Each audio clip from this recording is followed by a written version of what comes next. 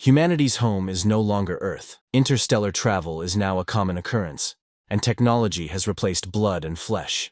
Luca, who grew up in the slums, has turned 15 and taken the selection exams. Can he become a part of the Imperial Guard? Or will he be brainwashed and turned into a killing machine? The scene opens with a group of people firing at someone. Bullets fly towards a trainee and he thinks he needs to get rid of the people posing a threat to the Emperor. There's no other reason for the existence of the Imperial Guard. He fires multiple bullets at once and kills them all. After completing the job, he heads back to the base. The technology developed significantly on the Earth, but due to lack of resources, it continued to get destroyed. In the end, life on Earth ended due to an invasion by an unknown alien species. However, the survivors of humanity wandered through space and found a planet similar to Earth after a long journey. Humanity decided to call this new planet Novus, meaning new home. They sent coordinates to this new home to all of space, inviting other humans. A Balado Federation was formed, where countless alien species mixed amongst the Earthlings. An empire was formed which possessed soldiers with machinated physiques. A holy alliance was formed with priests who possessed force energy. However, the resources were finite on Novus. As a result, humanity prepared for a war to monopolize the resources. The person comes back and the instructor tells the next person that he'll be subject to a lot of comparison. Hem says that they are supposed to show the majesty of what they are capable of. This day matters a lot for them. Luca replies that they'll see who will be the unlucky one then. Hem says if that's the case, then he should live up to the expectation, and Luca agrees. He thinks he needs to be capable of dodging and blocking bullets. It's a necessary skill to become an official part of the Imperial Guards. He has completed the simulation training in most extreme situations. He's a soldier with heightened spatial awareness, thanks to all the reinforcement procedures he has gone through. He enters the arena, and a few armed men come inside as well. He thinks his opponents are 5 death row inmates with cheap cybernetic equipment. He takes out his sword and thinks this would take only 10 seconds. He dashes forward and slices a person's head. The inmates couldn't even react to his speed. The remaining 4 surround him and aim their gun at him. Luca thinks this is an opportunity to make a good impression on the Emperor, so he needs to do something noteworthy. He wonders if he could replicate what the previous person did. He has never done it before, but he must make it happen here. He needs to heighten his senses to the maximum. The inmates fire bullets at him from all 4 directions and he blocks every bullet with his sword. Hem grins on seeing Luca's performance and thinks he's doing good. Luca finishes off all 4 inmates and swings his sword clean of blood. His nose bleeds because of overexertion, but he managed to surpass his limits. He believes this would raise his value. He comes back inside, and Hem is amazed to see him use ballistic trajectory control, which isn't in the curriculum. Luca replies that he just copied the style of the previous guy. Hem says that the guy he's talking about is from a renowned household. He was already taught the curriculum in advance. He is different from him as he belongs to an orphanage. Hem says he likes him and will give him a gift. Hem places his hand on his eye, and everyone panics as to what he's doing with him. Hem crushes his right eye and says he's not fazed at all. He has done great work on pain tolerance. Hem says that he likes him, and Luca replies that he's glad. He says that he would have taken his eye out eventually. He would get him an eye that would predict trajectories. Later, Lei visits Luca and introduces himself. He came here because he wanted to talk about something. Luca sits puzzled, and Lei apologizes if it's too sudden. Luca tells him to come in nonetheless. Once inside, Lei says that he was impressed by his skills back then. Luca says that he's in the wrong place if he wishes to exchange praises. Luca guesses that Lei is probably from a famous household by his aura. Logically speaking, there's no need for him to be aggressive to someone from a noble household. He should just say that he's tired for now. Lei shows him a pill and says he came here to give him this. It'll decrease his sensitivity, and he can rest better. Luca says that he doesn't need it. However, Lei insists that he take it and have some rest for tomorrow's training as well. Luca eats the pill, and a broad grin appears on Lei's face. He thinks that this pill is better than cheap ones. Luca further says that he was pretty good and he just copied him. Lei points to his mechanical eye and says that he could easily calculate trajectories with it. His actions were much more impressive since he pulled it off with just his instincts. It seemed like the commander took notice of him and is gifting him an eye from his pocket.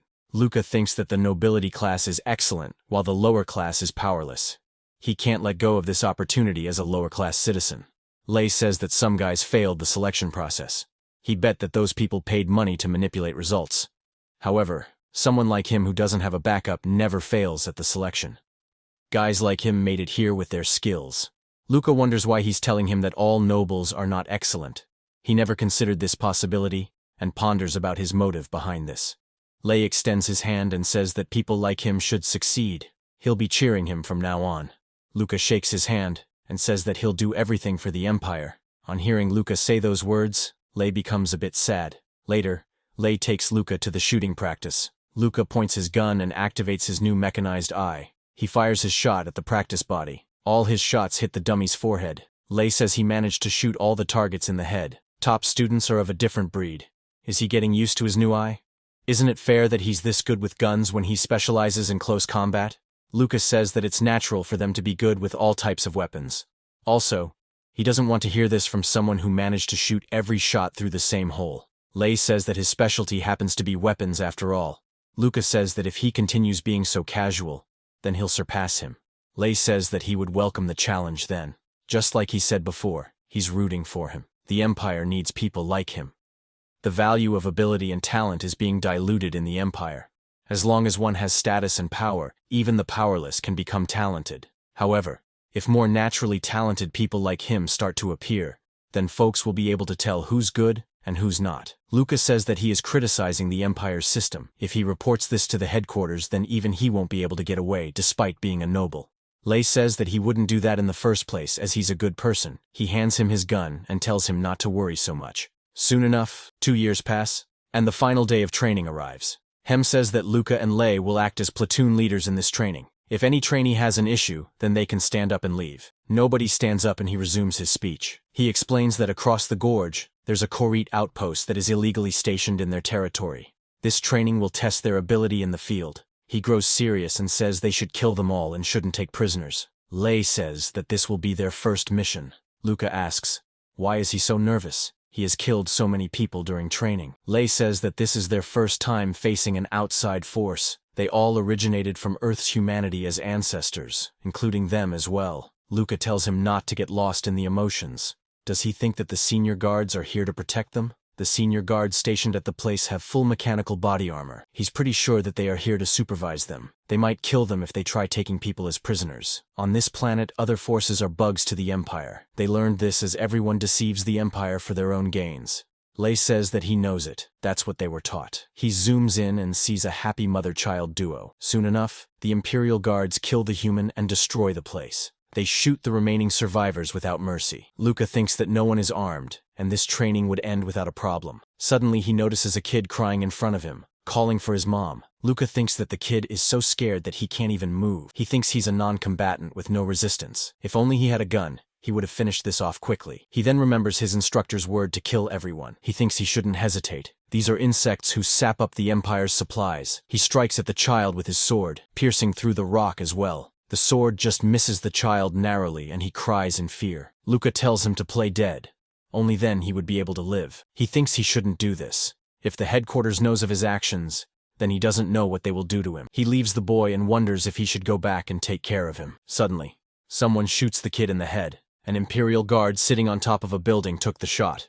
Lei nods at him in disagreement, saying that he shouldn't leave survivors. Luca wonders if Lei was watching everything unfold. He tries to calm himself down and thinks Lei won't report his hesitation about killing a child. However, if any other trainee saw this, then it wouldn't be good. For now, he needs to keep an eye on Lei. Suddenly, an explosion takes place where Lei was standing. Besides Luca, a man is pointing in the same direction. He charges up for another shot and says they should go to hell. Luca notices him and wonders if he caused that explosion. Suddenly, Lei jumps from the building and onto the man. The man, without looking behind, blasts explosives on Lei. Luca thinks that he's a force user who doesn't need a weapon. The man says that this wasn't a base, but a settlement. The people they killed were doing their best to live. Luca wonders if the instructor knew about this. If had he told them in advance, Lei could have survived it. He rushes forward at the man and thinks he can dodge the explosions. The force user's nose starts bleeding from exertion. Luca also reaches his limits. He thinks he needs to maintain the high-speed maneuver and attack him in this state. The man blasts an explosive at Luca. Luca dashes forward with his sword and strikes the man. The man on his last breath charges up the attack on Luca's face. His head armor begins to break and he wonders if this would be his death. However, the man hesitates to kill him as he sees him to be a child. Luca quickly uses the distraction to kill him. After killing him, he pants heavily. He thinks he would have died if that man went through his attack. These people have a deep hatred for them and the Empire. So why did he fail to kill him? He thinks he shouldn't let his emotions consume him during the battle. He believes he's doing the right thing as this is for the Emperor's safety. More screams echo in the place, and he thinks this is why Imperial Guards exist. The scene shifts to the recovery room where numerous pods are lined up. Lei asks how it felt when he was about to die. Luca replies that he should be concerned more about himself as he almost died. Lei replies he got new arms and legs and asks if they changed something in his body. Luca replies that his back was destroyed, so he got titanium bones and artificial skin. At this rate, he'll end up with a completely new body in a few years. Lei says the boss must have known there was a Force user. The reason they weren't told about this was that it was a test. Luca agrees. The seniors didn't help them as well. He finds it weird that he and others who got blasted by Force attack, but survived it. That's a little too odd to say it was a coincidence. Luca says that maybe the Force user didn't intend to kill them from the start. He remembers the moment when he stopped after seeing he was fighting a kid. He thinks he's a warrior, and letting him live was a mistake on his part. He'll make sure to kill every one of their kind. Lei asks why he closed his eyes on that Korean girl. Can he tell him the reason behind his action? Luca replies that he talks too much. That was a mistake on his part, and will never happen again. Later, a man says that they have now completed 2 years of their training. There will be juniors,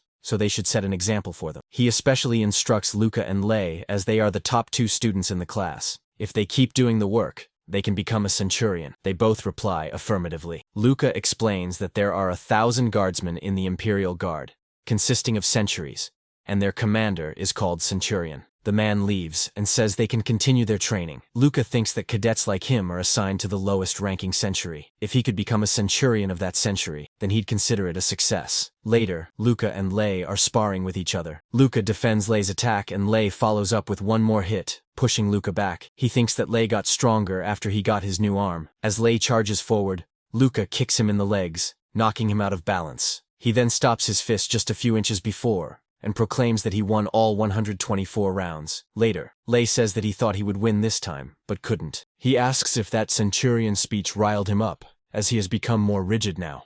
Luca agrees, stating that he would be seen as an Imperial Guard, so he must become strong. Lei suggests that he takes it easy. Luca replies that he has nowhere to return if he doesn't become a full-fledged Imperial Guard. He needs to keep climbing the ladder. Luca further says that Lei, you have talent but lack drive. He wants to know why he still wants to become a guardsman. Luca asks if he looks at him that way. He's right to some extent, as he wanted to become an archaeologist who studies ancient civilization. Luca asks why he isn't pursuing his real goal. Lei replies that studying ancient civilizations is banned in the Empire. He asks if he's sad just because he can't do what he wants. Unlike him, countless people aren't guaranteed to live another day in slums. Lei says that he knew he would say something like that, since he's a friend, so he shared his secret with him. Luca suggests that he be careful. If others report him for this, his life will be ruined. Lei says that he won't tell the Emperor, just like he kept his secret back then. Luca replies that he only hesitated because his opponent was non-combatant. Even if he didn't interfere, he would have killed him anyway.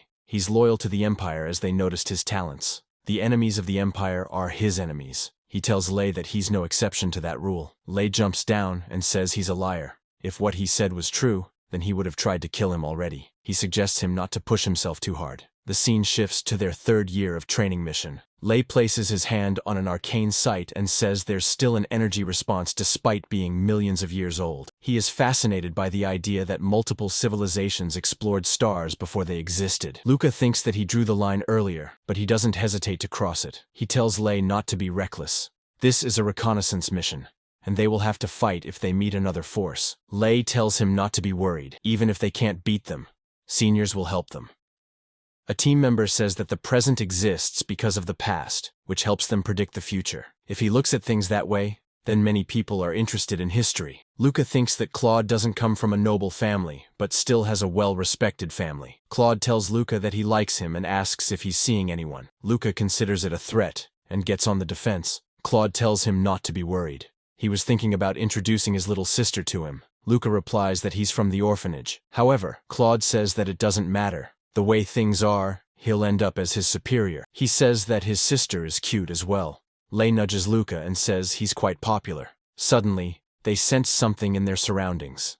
They put on their helmet, and Lei says that his group will provide cover from the rear. Luca agrees and says that he'll fight in front. He looks ahead and sees a person standing in front of a shining object. He looks closely at the person and sees that he's a Korite paladin. The man notices their presence, and they try to hide themselves behind the trees. He then gets his weapon out and prepares to launch it. Luca screams at Claude to run. The man fires his weapon, piercing through Claude.